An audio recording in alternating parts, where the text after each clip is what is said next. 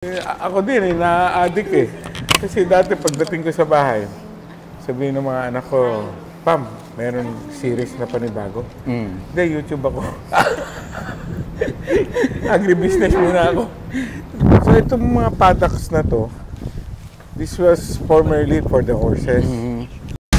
Gusto mo bang matuto ng agribusiness, crops, livestock and poultry, aquaculture, at ma-inspire sa mga success stories? Agribusiness, how it works!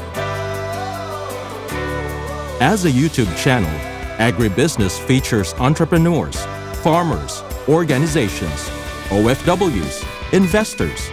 However, beyond our usual content and official endorsements, Agribusiness does not engage in other business dealings with them. While our viewers and featured individuals and entities may choose to pursue business deals with each other on their own, we encourage them to be cautious in doing so.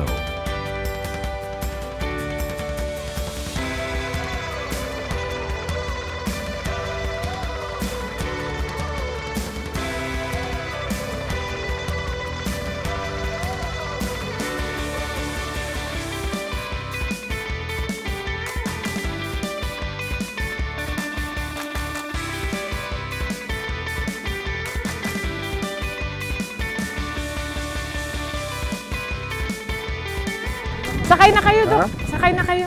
Doon ako sa goat house, Dok. Saan ba mauna? Diyan na muna. Hindi, ma'am. Sa Kakao. Sama ka. Tour muna, no? Tour muna, sir. Ayaw. Okay. Ito tong area nito, recreational area. Maliit na putting course and golf, no? We have 9 tees and 18 tees and 9 holes. Yan, bagong gawa rin lang yan. Kaya inaayos pa. Ang idea is yung mga bisita dito, eventually, itong lugar na to pwedeng maging venue for mga weddings, birthdays, di ba? So may konting agritourism factor. This is the perfect site for them. Ito naman, on your left side, yan yung pasture ng mga dairy goats. Diyan namin pinakakawalan. Lalo na yung mga does, yung mga mother goats na inaalagaan ng mabuti.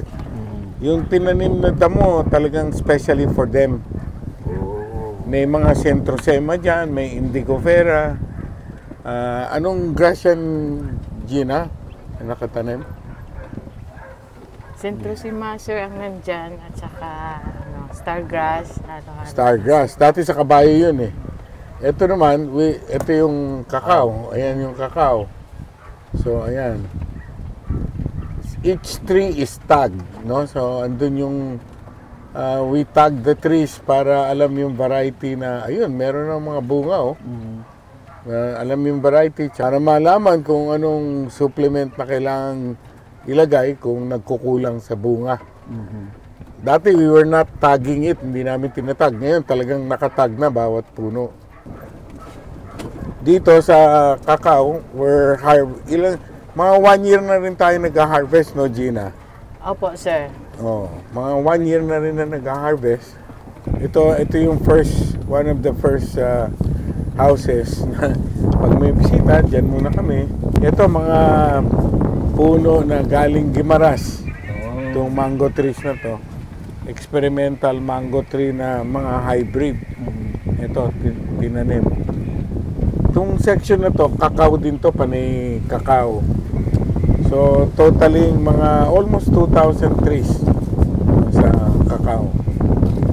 Pero pa dun sa kabila. Ito, itong area na to, ito yung Gina, hybrid avocado. Iba-ibang variety ng avocado emanating from the Hass. So, tinitingnan namin yung performance niya. Pag maganda, itutuloy na namin yan, papropagate na namin. Dito kami kumukuha ng Zion. Ito yung next, project, yung may mga poste na yan. Diyan lalagay yung net house. Okay. Oh, ayan. Lalagay natin yung mga high value crops na pwedeng proteksyonan. Ayan. Pasensya na kayo ha, hindi pa masyadong malinis.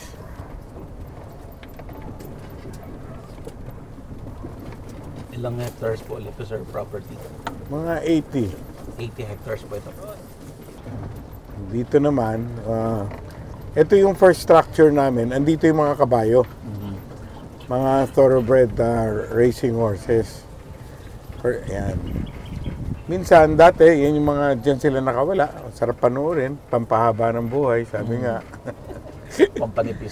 Pampanipis ng wallet. wallet. Ito, next stop natin is itong goat house. Andito yung mga breeders. I'm sure you've seen a lot of this.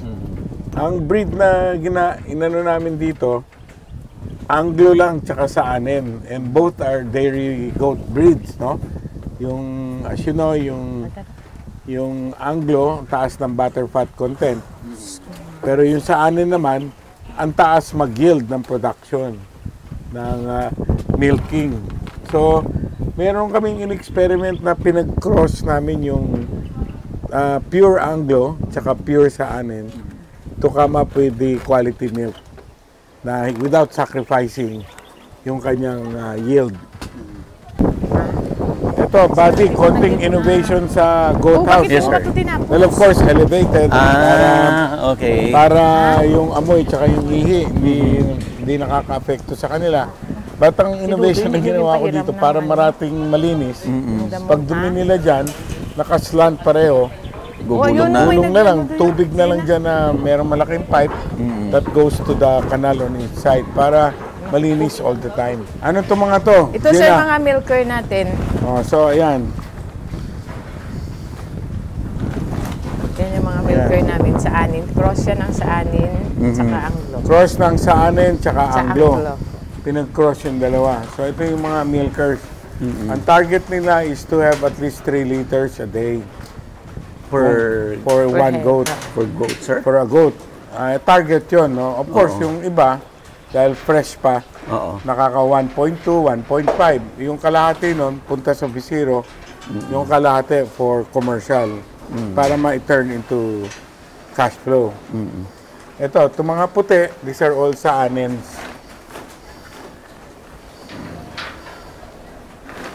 Ayan. Ayan. Ano itong pinapakain nyo? Silage ba ito? Silage, sir. Itong silage nyo, saan po galing? Yan Oh. ka golden forage. Kay Doc Paul na to? Kay Doc Paul, opo. Sir, Doc Paul, anong pangalan ulit ng brand? Golden Forage. Golden Forage. Ito, ang ganda oh. Umidede, bagong panganak to. Then, maliit siya ah. Bakit? Ito ba yung namatay yung inahin? Ha? Namatay yung nanay, pinadedede sa iba. Butid payag siya. Kambal. Kambal. Si Tess tsaka si Reden, sila ang goat, goat specialist. Sila ang nag-alaga nito itong dalawang bahay. So ito, Tess, ano tong mga to? Ilang mga babae din to, no? Mga 5 months na po yan. Ito, 5 months.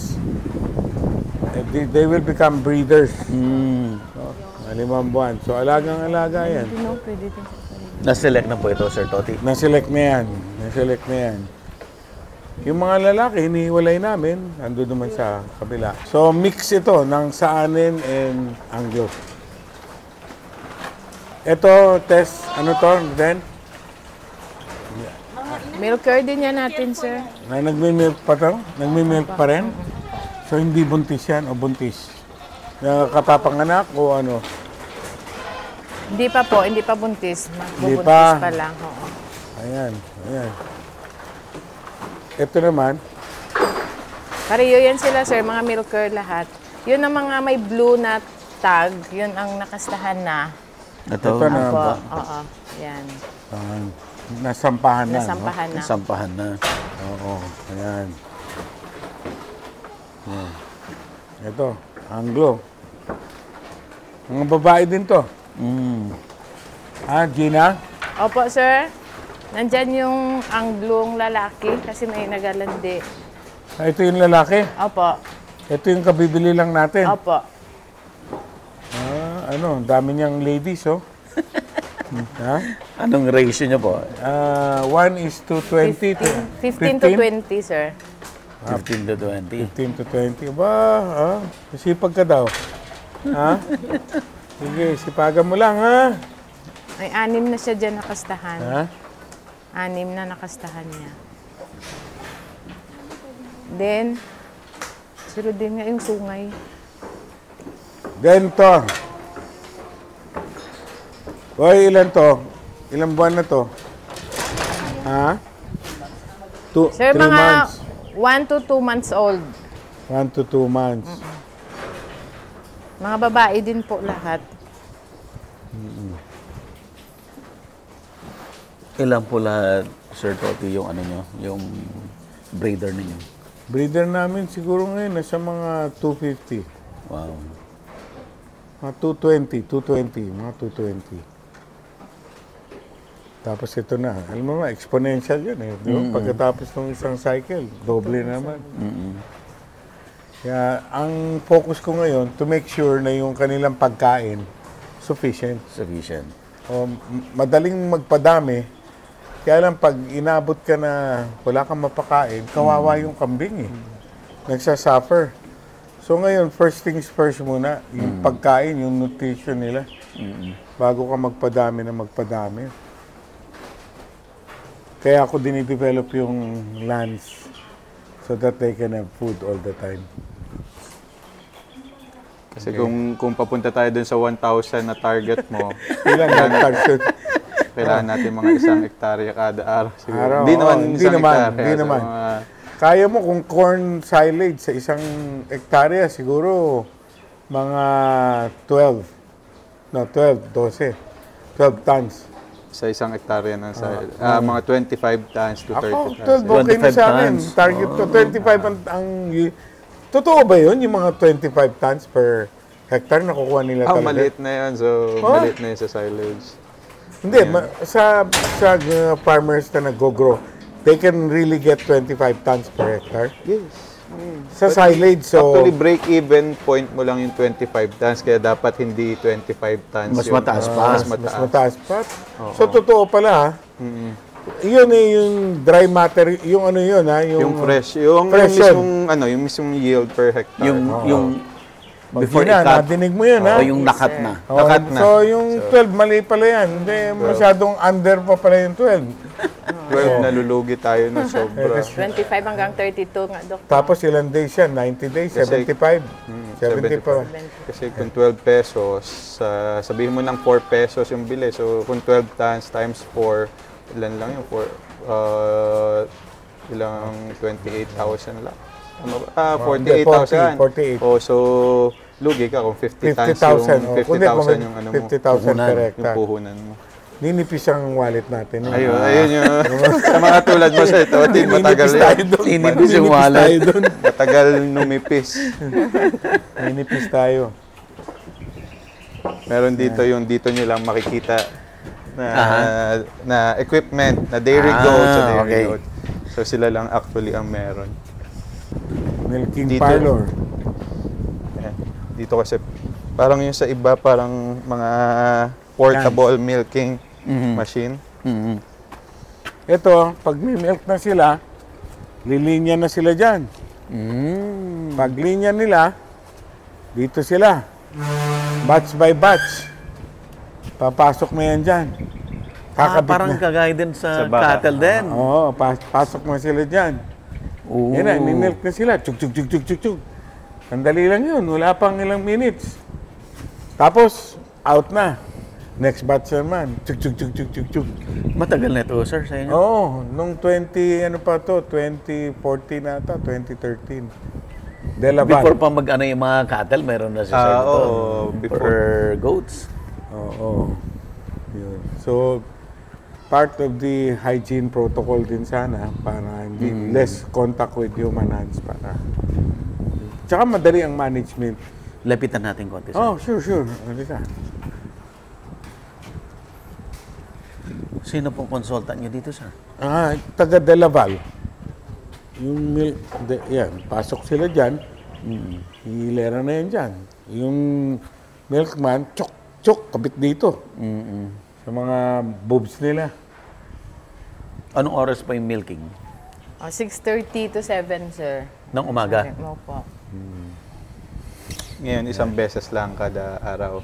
Sa ngayon, isang beses lang. Kasi may mga baby pa sila, binibigay pa sa mga bisita. Yung kalahati, bigyan namin sa baby. As per the doctor's order. Huwag titipirin ng bata sa gatas. Tapos, parang ayun yung cheese room niyo rin. Yung cheese room, si Gina at saka pastillas. So gumagawa na po kayo? Oo. Meron ka bang meron tayong patitikim mamaya, di ba? Pastilya, sir, may naiwan pa sa galing delivery natin. Meron pa doon. Ito po yung mga lalaki. Ito yung mga backlinks na pinalalaki namin. Sana if we can promote it sa mga breeders, oh. Yan. Yan. Puro lalaki to. Dami lalaki. Dami, no? Mami na. Oh, hindi. Ito, babae ito, Gina. Sir, dito na side mga babae na mga bagong anak pa. Saan? Dito sa dito, left sir. side. Dito, babae ito, dito. right. Sa babae. Left Ito, side. ito yung mga Ito yung lalaki mo. Ito yung mga lalaki. Lalaki. Oh. Backlinks. Ano yung mga marka, Ma'am Gina? Nagdi-worm, sir. Nagde-worm. Ay, yung binigay ni Paul na na Nigerian dwarf. Nasaan? Dwarf. Sana si Andito ba? Nigerian. Ang claim to fame pala noon, pinaka-sweetest milk. Yung Nigerian dwarf. Research ko yung Nigerian dwarf. Talagang preferred na mga cheesemakers dahil Sana ni Rodin. exquisite daw yung taste niya. Ayan siya, sir. Ayan siya, Dok. Yan, kinakasta niya dito ito yung mga may edad na. Ayan siya, Ito. Dok. Ito na yung ulo niya. Sungal niya na isa. Nigerian dwarf. Much sought after ito sa mga dairy goat farmers sa US. Yung mga homestead tsaka yung mga nag-cheese. Kasi yung milk na pinoproduce ng ganyang breed, napaka-linamnam tsaka very sweet. Anong pangalan ng breed, sir? Nigerian dwarf. Pero hindi siya malakas maggatas, pero mas maliit naman siya kaysa yung intake niya rin, hindi ganun kalakas. Yung output niya naman, mga 1.5 liters. Ano yung mga anak ni Nigerian, sir, oh. Saan? Saan? Ito po yung mga anak na ni Nigerian. Ayan, yung mga maliliit. Opo. Maliliit, oh. Yung mga may kulay. Opo, lahat sila, sir. Yung iba puti din kasi nagkasta din siya sa mga saanin. Ayan, maliliit lang sila, pero maliksi. Ayan, oh. Yun. Cute, no? Yan, Cute, dapat ma-return din. parang pet. Yung iba, bili pa, pet, di ba? Yung mga, kaysa aso alagaan. Yan na. Ayan Pero din. mga dairy breeds pa rin. Ayan, Dairy Nigerian breeds. dwarf. Dairy breed pa rin siya. Oh. Talagang pan-dairy. dito, pero yun sa ibang bansa nga, parang pang-homesteading para meron kang at least, sabi mong 1 litro kada pamilya. So, Yan konti silang lang ang iniinom. kain. So, yun lang yung iniinom. Dati, siguro naabutan mo siya sa farm ko. Doon, wala na siyang babae doon sa farm. Di ko naman pwede siya i-cross sa bower. Dito, napapakinabangan siya ni Sir Toti. Tsaka, ang dami niyang babae dito. Wala atang merong ganyan sa Pilipinas. Ilan, kung meron. Oh, ito. Cute naman ito, oh. Ito ba yung sa anin natin na dough? Opo, sir. Back. Yung back, sir. Dough. Oo. Back. Yan, Back. sir. Oo. Ay, so, Tsaka yun. Hindi, mga bata pa yan eh. Oh, ito, Anglo. Na lalaki to, Gina. opo, sir, Anglo. Original natin yan. Opo, original siya lang isa. Tapos anak niya na to. Ito pa, anak niya to. Opo, anak niya na. Ayun, sa katabi niya, anak niya rin. Oh. Yun yung mga breeder na na Peking duck. Peking duck, ito na, sir. Pinadadami Naligaw. ko lang yan. Maganda yan pag nakakalat. Ito, dinidevelop din namin. Tatamnan ko na rin ng Corn. corn, ng mais, tsaka Siguro, yung ano rin, yung legumes. Tinubuan ng talahib eh. Doc Paul, aware ka ba dun sa sinasabi nila sa Quezon? Marami yung mga damo na kinukolekta nila yung seeds. Tapos ini-export daw nila yon. Parang ginogrow sa I don't know kung Thailand ba or tapos foreign siya. Yung parang mga beans na Kobayashi grass ba? Yung ba yun? Yung seeds niya kulay pula? hindi ko po nakita Kobayashi. exactly. Pero weed lang daw yan eh. Ang alam ko sa Masbate pa, yung mga stylo. Baka yung mga stylo na legumes. O parang legume. Oo, tapos Parang actually, baging, merong production. Ang alam ko, Masbate ang merong production. Quezon, Sa Quezon daw kinukuha lang daw sa wild. hindi Yung mga tapos ina-export nila. na-export. Na-export Doc, nila. yung Kobayashi tsaka yung Mombasa, anong say mo dun?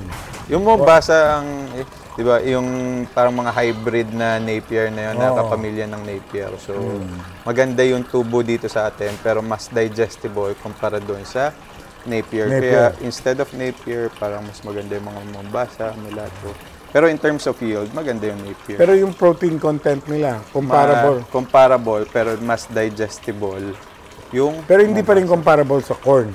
Iba naman yung corn. Yung corn kasi Mataas more talaga. for the energy source mo naman yung ginagamit. So, pati, ayun yung king of the forage pa rin, yung corn. Corn pa rin. So top of the hip pa rin siya. So, Yung Kobayashi, have you heard about it? Dito ka ma'am. hindi, Sir pa. Toti. Nakita ko lang sa yung kay Iloilo Dairy. Hindi napakita sa akin. Hindi napakita sa akin. Sir, tama ba? Ito yung sinasabi mo yung second try niya ng goat. Yung una, Yung una doon pa sa Old Goat House eh. wala na yon. Wala na. Yung herd doon, wala na yon. Meron pa bang naiwan doon, Gina? Yes, sir. Ito pa yung mga old natin, no? Yung apat Yung na galing sa pinaka-old ano na yan? Yung Galing sa Australia. Australia, opo. So, the rest Tapos mga the anak rest, panay US na. Ilan yung Australia na pinarating niya no? Mga 250. Ilan lang natira doon? Siguro, mga 100 siguro. At that time. Pero napakinabangan, pero hindi commercially, walang return masyado. Just to sustain the farm. Pero yun nga, learning eh. Ang daming natutunan doon sa first herd na yun. And then US. And then US. Then bumalik ulit kami sa Australia. Kay Jeff Valencia, nagpasok ulit siya. I think the last shipment, mga 80 goats na lang nakuha namin sa kanya. Sa Australia. Sa Australia. Pero yung US nyo, ilang Mga pinarating? 150. So doon, Asan pa yung 150 na yan? ito na yun. Ito na yan. Ito na yan. So naghahalo na yung 80 at saka 150. 150. Yeah.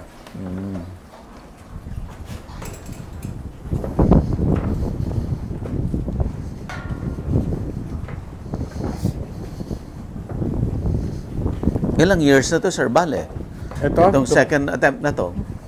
Since 2015,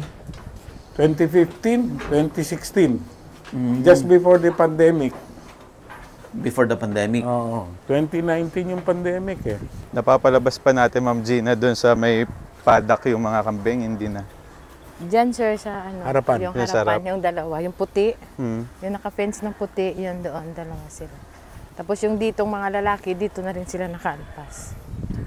Anong oras sila lumalabas? Pag hindi mahamog, 10 Ng umaga. ng umaga, tapos aakyat sila ng 12, babalik sila ng 1 o'clock hanggang 4 o'clock. Ay ko po. Yun na sir, pasok lang. Tapos yung cheese room, ayun. Ayun, may gatas ka pala eh. May cheese ka pa. Ano po, sir? Sino pong market niyo, Sir, ng cheese ngayon? Sa ngayon, sa mga kaibigan na. Kaibigan pa lang. Kaibigan Ubus pa lang. na. Parang nauubos naman. Medyo gusto nila yung taste. Isang madalas na kumuha sa akin, si Governor Albano ng Cagayan, si Rodito. Every week, nagagalit pag kulang yung delivery nila. Kasi gustong-gusto niya yung cheese. Cheese aficionado pala siya eh. Talagang nauubos niya eh. Ang dami niyang baka.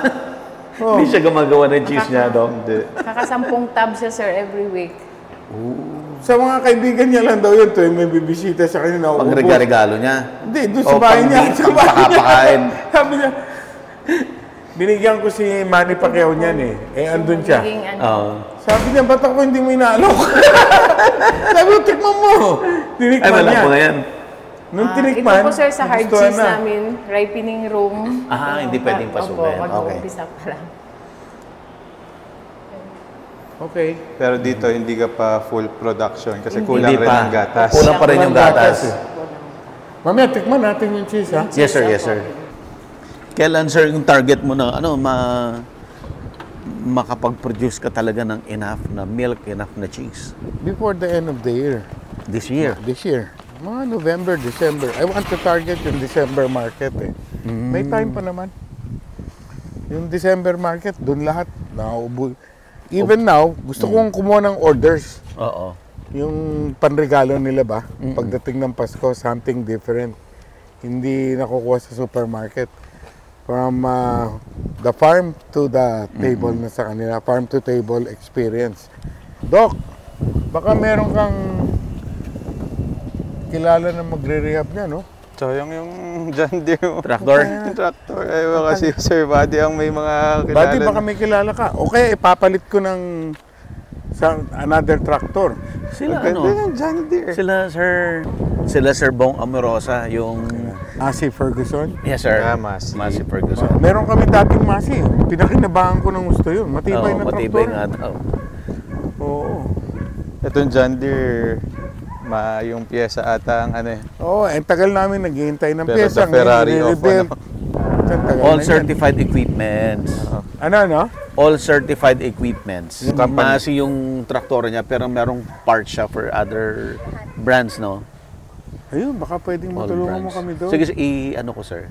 Oh, laking tulong nun kasi hindi kami makapagtanim. Meron kaming disc plow. Hindi naman kayang hilahin ng kubota. Meron kami maliit na kubota eh. Ito yung dating ginagamit tsaka yung Masi Ferguson. Nasaan yung Masi? Binigay Okay lang, sir. Ibigay ko yung number mo sa Oo, kanya. please. Sige po. Please. Apo. Please. Kaya eh, oh. Saan ka madalas mag-golf, sir? Southwoods. Southwood. Southwoods. Ayan, oh. Sayang, ang laki pa man din ito. Ang laki pa na, oh. 95 horsepower ata yun. 50, 55 Ha? yun. Dito ang laruan ng mga backlinks. Mm. So, yung backlinks na yun, they can come in and play. Parang yun ang exercise pen nila. Ito, gusto ko makita niyo yung... Ano na? So, yung tingnan mo na tong kabayo o yung orchard? Kabayo mo na, sir. Kabayo, okay. Ito, this was built noong 1994 or 95. Ito, Ito ngayon may mga naka-check-in. Yan, yung mga naka-check-in. Lahat galing Kentucky and Australia. Tong, si Totong ba yan? Oh, Pero hindi kita makita. Halika, ikwento mo sa amin yung mga kabayo. Sino? Si Totong andyan? andito. Tong! O, halika, kwentuhan mo sa kanila kung itong mga kabayon to. Sino? O, sino to? Buntis to, no? Ako sir, snowmill. Snowmill. Snowmill. Saan galing to? Australia, Kentucky, o Kentucky po sa atas. Kentucky? Kailan to dumating sa atin, Tong? Last month. Ay, sir. Last month. Ito mga kabayo ni Patrick Uy. One of the serious breeders dito sa karerahan natin. Yan yung mga top breeders eh. Sila Sandy Javier, Patrick Uy, yan sila Butch Puyat. Yan yan ang Puro kanilang big names, sir. big names in the horse racing circuit. Sila-silang nagkakarerahan ng gusto. Of course, si Benhar Abalos, may champion din yan. May kinuha sa atin dati si Benhar, natatanda mo ba kung sino? Anak po sir ni Trudy Capote yun eh. Anak ni Trudy Capote. Kay River Traffic. Oo, tama, si River Traffic. Meron din kami nun dati. Ang pangalan nung nanay, Trudy Capote. Siya naman Tapos- po ang nanay ni Speed Advantage na champion natin sa stick. Oh, kita mo na. Memorize niya ang mga, ang pedigree. Pa. Memorize niya ang pedigree. Champion po yan. Ito sir, ang ganda nito. Oo.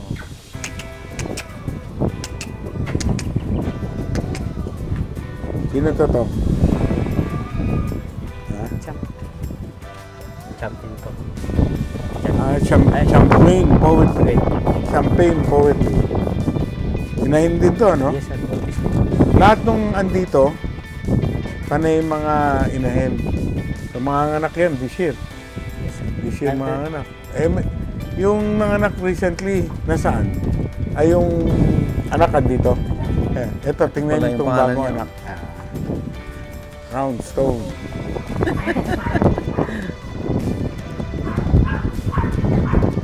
Ito ba yun? si Crownstone.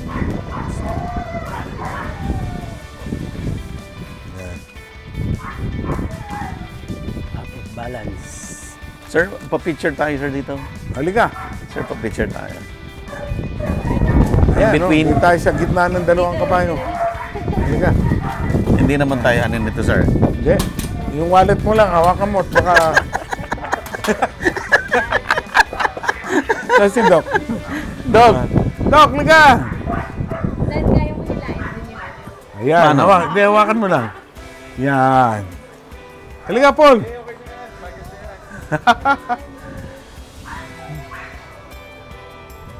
Ayos, ha? Paul, halika. Para tatlo tayo. Yan, halika. Diyan ka, Paul. Yan. Oops, oops, oops, oops, oops. Tali ba kabigan? Baka yung kamukha lang ng kabayo, ha? Okay. Agribusiness merch is now available on Shopee and Lazada. Agribusiness, how it works.